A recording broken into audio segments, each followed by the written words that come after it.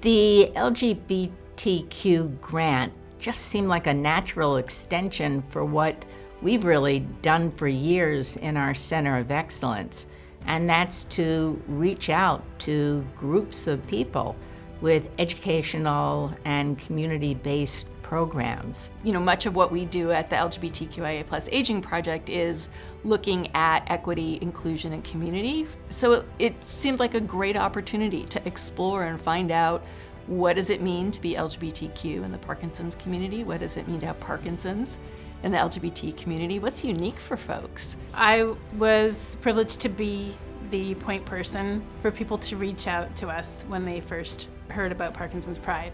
And what I heard over and over from people was that they really wanted to connect with other people who were living with Parkinson's in the LGBTQ+ community. Something about this group where it came from a place of being worried about the struggles that people would go through, but it evolved into this celebration of joy.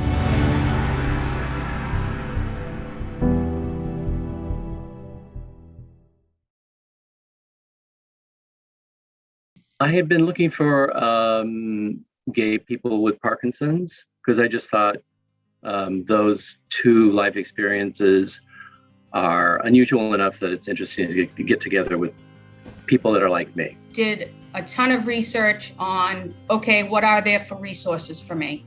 What is out there to help me? There's a tendency to feel like, well, these people with Parkinson's are probably not capable of doing a lot of other things because they're, now slower, and more deliberative. And I've gone to Rocksteady Boxing. I've done all this stuff. I participate. But at the same time, it's like people talk about their spouses, they talk about their husbands, they talk about their wives. I'm the only one with a same-sex partner. And it's very isolating. And so it took a little bit of time to find people to get the word out. We put effort out through the Parkinson's networks, and we also put effort out through the LGBT community. So there was a little bit of sort of bringing folks together, and for the participants, I think a little bit of sharing their own stories, where they were on their Parkinson's journey, and a little bit about their own identities as LGBTQ folks. I think a lot of people just felt really affirmed and welcome knowing that they were with other LGBTQ folks. It was so significant for me to be able to have a group that was already what I would consider a safe group. When you're with your people, you let the guard down, you get a whole different result. We were really off and running with an idea that seemed important, that seemed hadn't been done elsewhere. We put together a faculty. These were faculty who both had a track record in Parkinson's and in sensitivity to LGBTQ individuals. What I did before each of those sessions was spend some time talking with the leaders and saying, how do we tie this to the LGBTQ lived experience for folks?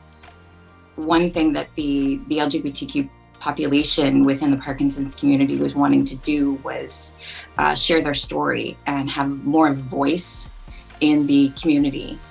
And one way to do that is to simply start conditioning that muscle and figure out a way to tell the story. It's not something that comes naturally to most people. So I'm discovering things myself that actually are helping me. They give me tools to be able to do different things and feel better about, life overall. It can help to clarify how you feel about things. It can help to clarify decision-making process. And especially for folks who are challenged and their brain is constantly changing. When you take the population of people with Parkinson's and then you add on the LGBTQ plus community, for this particular group of people, it's where will I be welcome if I'm going to move? Or if I'm going to bring in services to my home, how do I know that people are going to be comfortable with me and I comfortable with them? I want to know that what I'm being heard and I'm being seen for who I am, and not being ignored or not having my issues taken seriously because I'm a member of the LGBTQ community. This group of people want to feel confident that they're going to get the care that they need.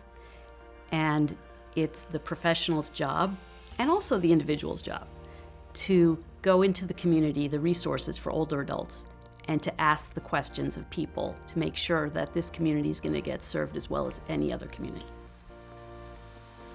But a drum can take anger. And that's really critical, because you're only going to keep banging that thing till your hands hurt. Okay, now you're going to find yourself a steady groove, you know. Music therapy is the leveraging of music toward goals that are non-musical. So because of the way that the brain is structured and how fundamental music is to functioning, it can be leveraged against speech and language skills and disorders, movement skills and disorders, emotional as well as cognitive.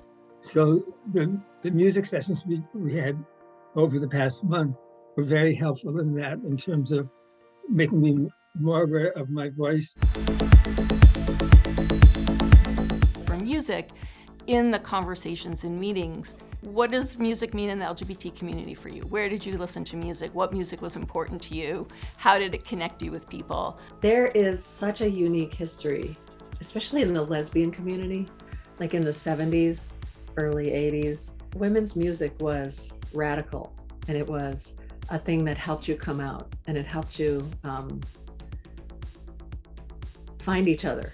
What I cherished about this series is that your identity, as identified through the music that you love, can be a playlist where you can plug into your authentic self.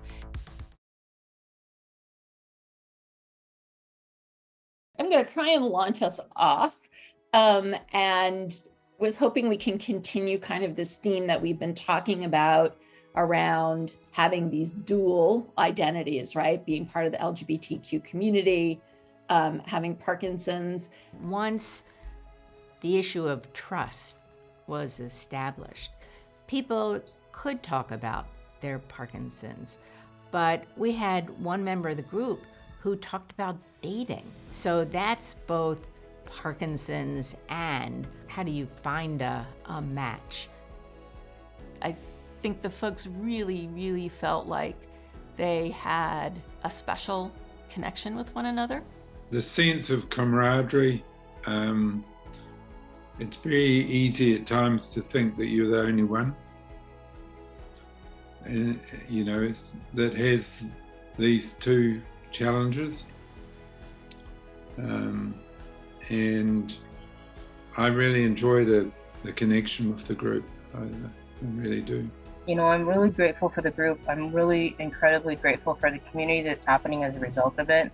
And I think the biggest piece is I'm grateful that there's one more place in my life where I just get to bring me and my whole life with all of it and not have to worry about hiding anything.